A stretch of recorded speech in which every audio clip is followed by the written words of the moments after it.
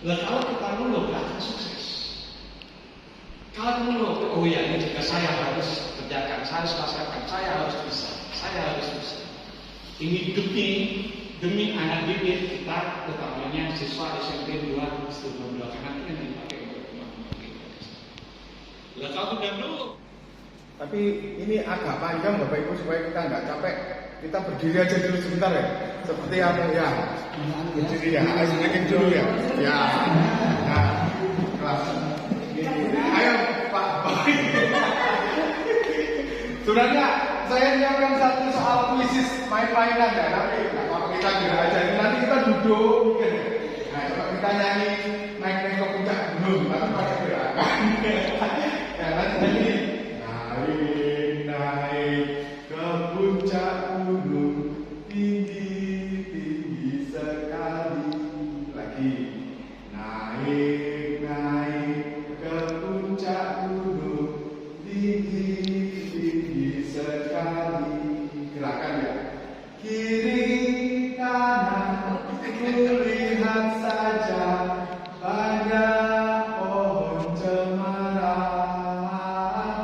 Kiri kanan kulihat saja banyak pohon cemara. Bisa ya? Bisa. Yang nanti yang tidak gerak kelihatan di sini Pak. Saya jelas ini. Nanti kalau lapar tidak sediakan kue sama nasi. Ya, sambil syukuran Pak kemarin rapelan gaji ada makan. Jadi saya sediakan nasi sama kue. Nyanyi ya, 1, 2, 3. Naik ke puncak gunung tinggi sekali. Asik. Naik ke puncak gunung tinggi sekali. Kiri kanan. Kiri kanan kulihat saja banyak pohon cemara. Kiri kanan kulihat saja banyak pohon cemara. Satu kali lagi mau? Ya. Naik ke puncak gunung tinggi sekali. Asik. Naik ke puncak gunung tinggi sekali. Kiri dan kanan. Ya. Kiri kanan kulihat saja banyak pohon cemara. Kiri kanan kulihat saja banyak pohon cemara.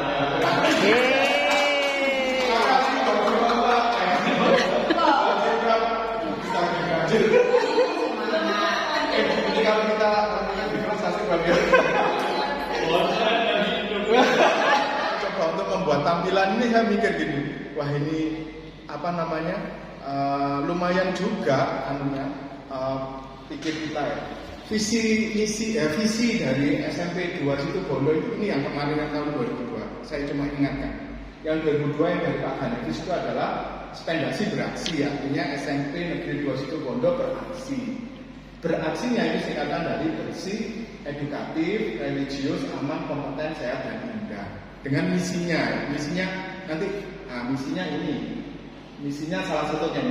Nah, kalau kita bandingkan dengan yang sudah ini dari amandemen ya, kita dari Pak Kadi, dari guru penggerak mencoba untuk tetap beraksi, tapi menekankan ini, spendasi beraksi oke ya, tetap. Tapi yang beranyak adalah berkebinekaan global dengan ekosistem pendidikan yang berlandaskan gotong royong, religi, aman, kreatif, sehat, serta menguasai ilmu pengetahuan dan teknologi. Nah itu visi dari sekolah. Nah yang ini sudah kita lakukan semua, inisiasinya dari Pak Kadi, guru penggerak angkatan 5, dan ini yang kita sudah lakukan. Nah, dari visi 2002 dan 2003 ini saya mencoba untuk membuat visi pribadi sebenarnya. Nah, nanti kesimpulan kita hari ini misalnya kita bisa memberikan visi untuk sekolah kita. Nah, ini saya mencoba untuk membuat visi pribadi sebagai guru penggerak. Mohon maaf agak lama. Jadi ini yang bisa saya anukan. Sebentar. Ini mungkin fotonya yang terlalu besar tadi. Ya ini. Ini saya pertama kali masuk SMP 2013.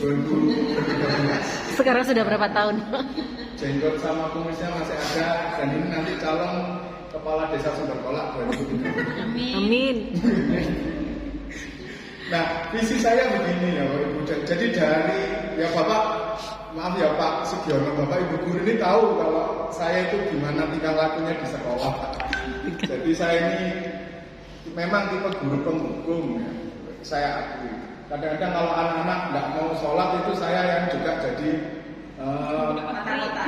takut-takutan juga Pak. Jadi saya, ayo anak-anak segera ke musola untuk sholat berjamaah. Nah tapi belakangnya yang enak.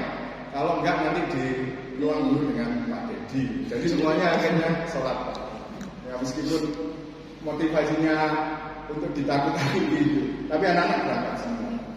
Visi saya akhirnya sudah mendapatkan modul 1, modul setidaknya mendapatkan di guru penggerak. Saya ingin menjadi guru penggerak yang setidaknya menginspirasi, menggerakkan murid, guru dan orang tua untuk mewujudkan pelajar Pancasila yang berkarakter, berilmu dan akhlak mulia serta mampu anak-anak untuk supaya menjadi pemimpin masa depan Indonesia yang sejahtera dan bermartabat. Rasanya wow banget, tapi ini saya ambil dari misi sebenarnya. Saya ngambilnya bukan dari, tapi dari misi dari visi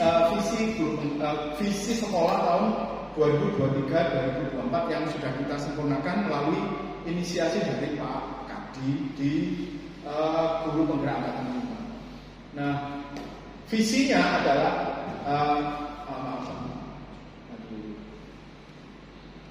ternyata salah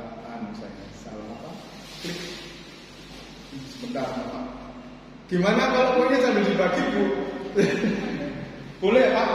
Biar anak nggak ada sedikit sama air. Ya, terima kasih.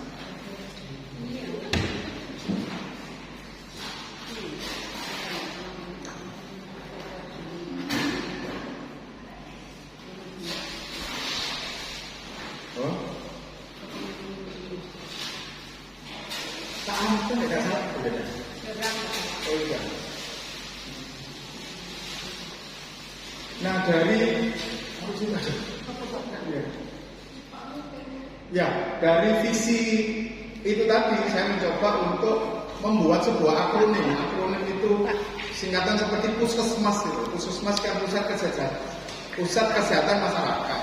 Nah saya mencoba untuk dari visi yang kelihatannya wow itu, saya mencoba untuk membuat visi pribadi saya yaitu pijar sejahtera. Jadi maksudnya kita sebisa mungkin menjadi pengajar inspiratif, jadi agen reformasi, sejahtera, edukatif, hebat, tangguh, edukasi dan nah ini yang harus saya pelajari yang terakhir itu ramah kepada anak.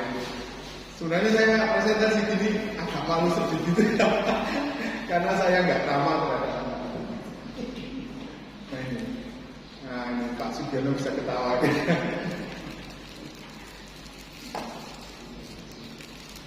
Nah, ini untuk mencapai itu setidaknya saya ada 9 hal. Bu, ini aja nanti saya sama Pak Anton ambil lagi untuk teman-teman. Saya. Oh iya Pak. Untuk misi yang saya lakukan ini, jadi setidaknya saya meningkatkan pengetahuan tentang metode pengajaran yang efektif, ya, membangun hubungan yang kuat dengan murid yang positif. Ya. Selama ini anak-anak dengan saya takut, saya coba untuk kadang-kadang ini dengan teman-teman yang bisa ngobrol. Anak dengan saya ketemu saya sudah lari duluan ternyata. Itu fakta. Itu. Nanti Bapak bisa buktikan ketika saya diam anak-anak masuk kelas semua. Terus yang saya mencoba untuk membangun hubungan yang positif. Dan ini mungkin bisa menjadi inspirasi bagi kita semua. Memfokuskan pada pengembangan karakter dan etika murid yang kadang-kadang jadi masalah bagi kita.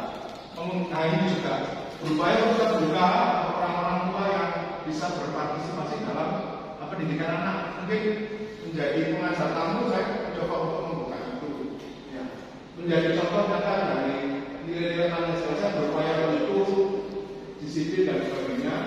Saya mencoba untuk juga berupaya mengembangkan keterampilan berpikir kritis dan kreatif, terutama nanti berkaitan juga dengan nanti numerasi dan literasi kita, membantu murid mengatasi tantangan emosional dan pribadi, di mana sering sekali mereka mudah untuk menjelekkan orang, mengatakan hal yang jorok tentang teman-teman mereka, supaya mereka tidak melakukan lagi, memberikan pemahaman tentang isu-isu sosial keadilan sehingga mereka juga bisa mempunyai empati. Dan tentunya ini yang berat-berat saya yang terakhir, saya sebenarnya tidak mau nulis, yaitu mengevaluasi dampak pengajaran dan program. Saya jadi berupaya untuk itu, termasuk juga berupaya mengundang teman dulu datang ke sekolah untuk datang ke kelas untuk melihat cara saya mengajar atau setidaknya melakukan lesson study sederhana. Jadi itu yang bisa saya kerjakan. Nah, prakarsa perubahan saya sebenarnya dari visi dan misi itu saya ingin sekali untuk ini sebenarnya memanfaatkan teknologi untuk mengembangkan media pembelajaran digital yang mendorong murid berpikir kreatif dan mengembangkan budaya nasional dengan inklusi. Agak sulit memang, tetapi di sini sebenarnya dengan ini, jadi di Guru Menggerak kita disuruh untuk membuat prakarsa perubahan. Salah satunya yaitu dengan menggunakan tahapan yang kita sebut bagja. Jadi bagja itu dalam bahasa Sunda katanya artinya bahagia. Jadi B itu buat pernyataan, A itu ambil pelajaran, G itu gali mimpi, J itu jabarkan rencana, dan A itu atur eksekusinya. Bagaimana cara kita untuk melakukan? Secara singkat saja prinsipnya saya itu ingin ini prakarsa. Ini yang satunya. Prakarsa perubahan itu saya ini kebetulan saya ke pembatik level 3 dengan Pak Adi lolos saya enggak, yaitu membuat media pembelajaran interaktif dan edukasi.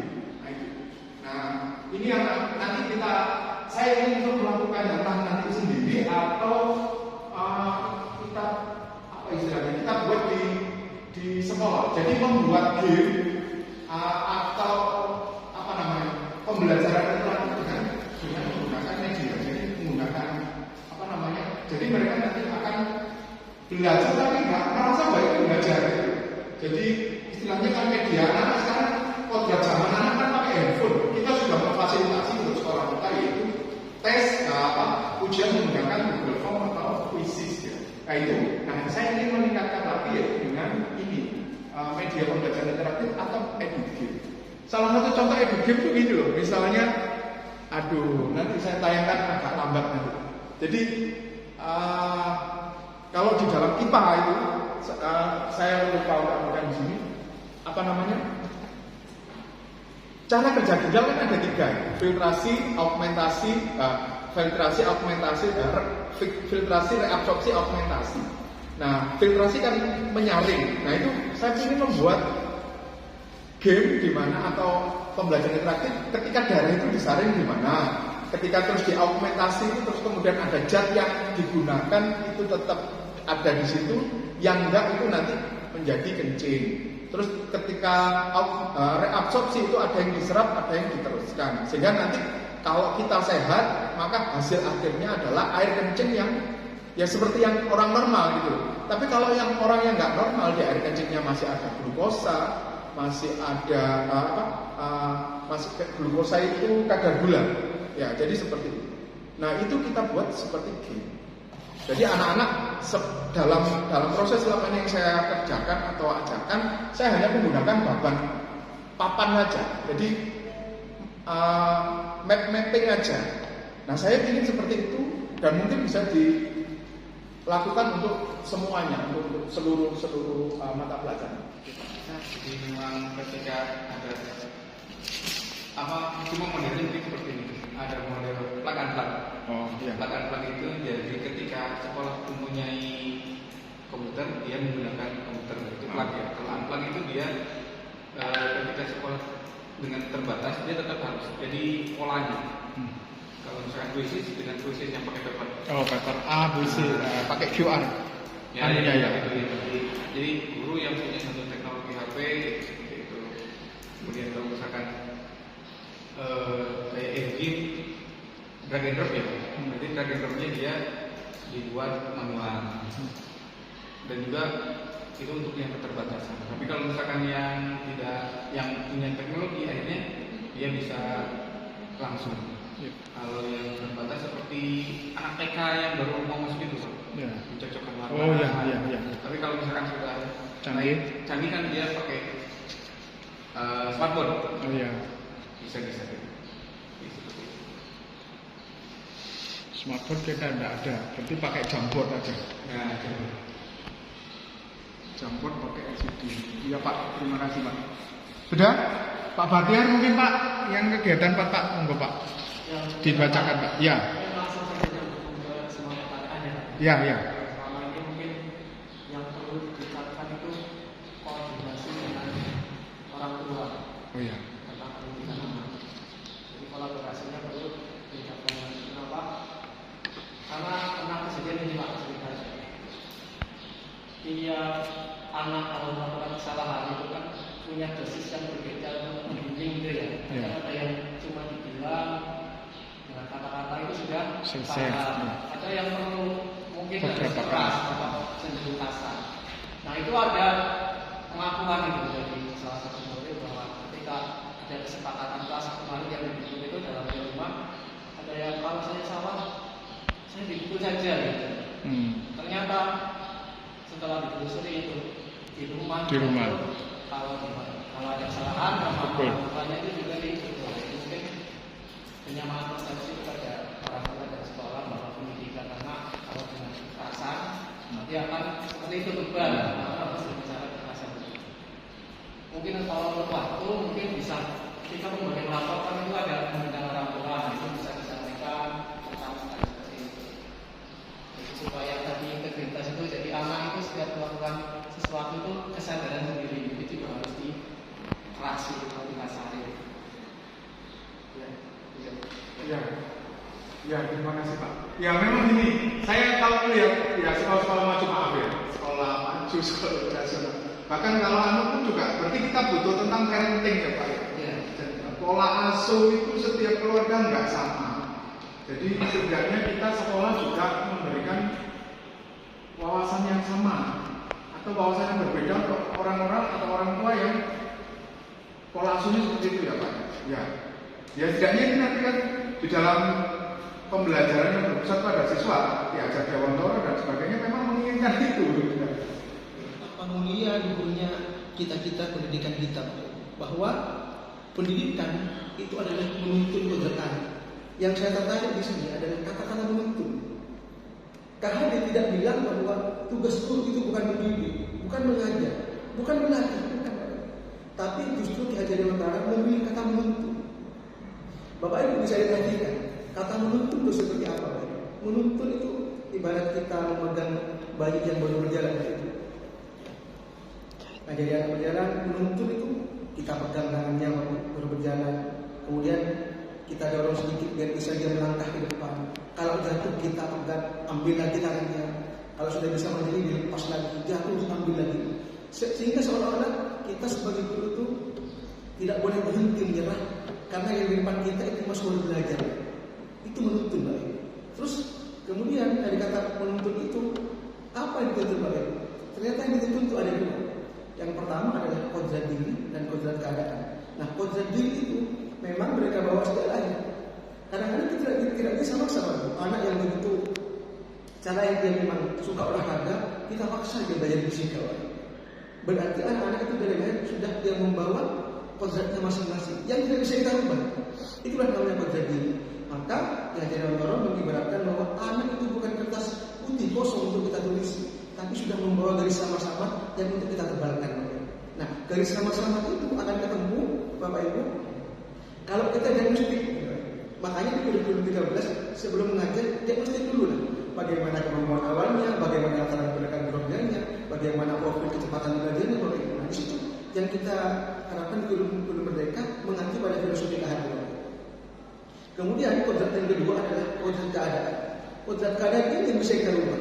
Maka kita sesuaikan kodrat keadaan. Yang pertama adalah kodrat alam, di mana dia tinggal. Tentu ada yang tinggal di daerah kotakan itu berbeda dengan di kota, berbeda dengan di pesisir. Yang kedua adalah kodrat zaman, bahwa tentu tidak sama zaman mereka sekolah sekarang itu dengan sekolah kita dulu. Kan? Maka tadi dulu sampaikan oleh Pak Kadi, Pak Dedi tadi. Anxiety, karena mereka memang betul dekat sekarang. Mereka melek sudah pegang HP. Bahkan tidur pun lihat 2 menit pertama yang dilakukan adalah dari HP. Mungkin kita juga sekarang ada WA, apalagi yang ini mungkin ada informasi. Itu Bapak Ibu yang disampaikan oleh kami. Yang berikutnya adalah konsep kedua itu adalah menanam. Jadi intinya dua itu hadis itu, menuntun dan menanam. Tadi sudah saya uraikan yang menuntun, sekarang yang menanam. Menanam itu berarti kita ibaratkan petani. Siswa adalah benih. Maka ketika kita memperlakukan benih itu tidak sama kita memerlukan benih jagung dengan benihnya padi. Padi jelas butuh air, pemupukannya berbeda, cara mengatasi kalau ada hama bagaimana berbeda. Begitu juga kalau dengan jagung berbeda. Oh, jagung itu tidak terlalu butuh air. Begitu di air kering lama, kering lagi. Sehingga berbeda cara memupuk padi, jagung, termasuk cara mengatasi hamanya beda. Itu. Nah kemudian kalau itu kita lihat lagi kata-katanya menuntun anak pada kodratnya. Itu saya jabarkan kodratnya. Untuk apa Bapak Ibu? Bukan untuk pintar fisika, bukan untuk pintar matematika, bukan. Tapi apa? Untuk mencapai kebahagiaan dan keselamatan. Coba luar biasanya. Jadi filosofi tadi untuk mencapai keselamatan dan kebahagiaan. Di mana kebahagiaan dan keselamatan itu? Di lingkungan masyarakat dan secara pribadi. Betapa mulia konsep pendidikan yang disampaikan oleh para pendahulu kita. Nah, kemudian kita bicara visi misi tadi, sebetulnya kita hanya di situ. Tadi Pak Didi menyampaikan di data seperti ini. Sebetulnya mengarahkan bagaimana mereka nanti siap, karena pendidikan kuncinya itu adalah bagaimana mereka bisa hidup bermasyarakat nantinya. Nah, kemudian dari filosofi KHD tadi Bapak Ibu, kira-kira yang harus berubah duluan siapa? Tadi saya lihat Pak Bahtiar. Yang pertama, Pak Bahtiar yang lanjutkan. Pendidikan itu tidak pernah berhasil kalau tidak melibatkan yang namanya trisula pendidikan. Siapa itu yang disampaikan tadi? Jelas tadi sudah saya lihat itu. Apa trisula pendidikan itu? Satu, sekolah. Sekolah tentu yang berkaitan langsung dengan guru-guru. Yang kedua adalah orang tua. Sebutan keperawatan bagaimana? Itu namanya semua harus dipegang. Ada di dalam filosofi KHD. Dan ketiga adalah masyarakat. Tadi Pak Dedi mengawali bagaimana dulu sapi yang tidak usah lewat, kucing di bawah jalannya sapi sampai ujung balik sedikit. Karena mungkin ada rasa masyarakat sekitar sini kurang dilibatkan. Jadi kita libatkan jalan khusus namanya. Maka 3 kunci pendidikan itu adalah sekolah, orang tua, masyarakat yang harus dilibatkan secara betul-betul. Itu semua sudah ada di filosofi KHD yang dinamakan dengan trisula pendidikan. Nah, kemudian Bapak Ibu, untuk mencapai murid dan dicita-citakan tadi saya nangkap juga kalau saya dari Pak Haji dan dari Ibu Haji tadi. Siapa yang harus berubah duluan? Gurunya Bapak Ibu. Gurunya. Katanya Pak Dedi mungkin masih ingat, katanya William Glasser di pembuka modul 1.4 boleh positif. Dia bilang, ilusi kalau kita bisa merubah perilaku seseorang. Yang kita bisa lakukan adalah mengontrol perilaku dan respon kita agar mereka terinspirasi untuk berubah, sehingga mereka berubah dengan kesadaran dari diri sendiri. Jadi Bapak Ibu, semampu apapun usaha kita Bapak Ibu, kita tidak akan pernah merubah perilakunya murid. Yang bisa kita lakukan adalah cara respon kita, respon kita kepada murid agar bagaimana mereka berubah dengan dirinya sendiri. Kita menyiapkan lingkungan yang memadai, situasi yang kondusif sehingga mereka tergerak untuk berubah dirinya sendiri. Cocok dengan apa yang disampaikan pada kalau tidak salah filosofi Islam itu Al-Jalaluddin Rumi dia bilang, dulu aku pintar, aku ingin mengubah dunia. Sekarang aku bijak, aku ingin merubah diriku sendiri. Jadi Bapak Ibu, kunci perubahan itu ada pada diri kita, diri kita.